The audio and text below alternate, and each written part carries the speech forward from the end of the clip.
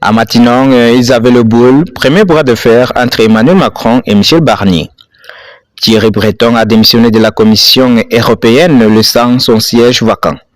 Dans la foulée, Michel Barnier a rapidement fait savoir que la désignation d'un nouveau commissaire était déjà à l'ordre du jour.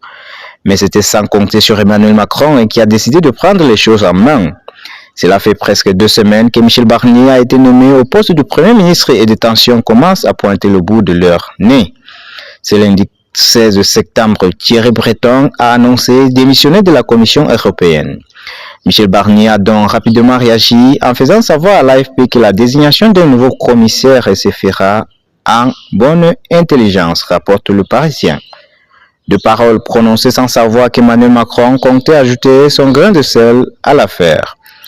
Dans la même journée, l'Élysée a donc annoncé par le même canal que le président de la République proposait Stéphane Séjourné, ministre démissionnaire des Affaires étrangères, pour remplacer Thierry Breton. Le tout sans citer Matignon, manière de rappeler que sur les dossiers européens, le chef de l'État entend bien garder la main, ajoute le quotidien français.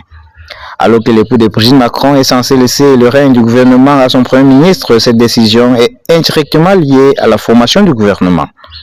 Un premier bras de fer serait en train de s'opérer entre les deux hommes. Le message c'est « ça ne vous regarde pas, c'est un choix souverain du président », rapporte un stratège macroniste au Parisien. Il précise qu'à Matignon, ils avaient les boules, que ce soit Séjourné.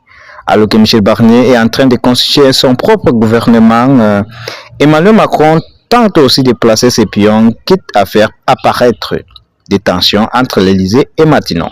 Selon le Parisien, lors de son entretien avec le Premier ministre, le chef de l'État lui aurait rappelé que le terme de sa nomination évoquait notamment la constitution d'un gouvernement de rassemblement.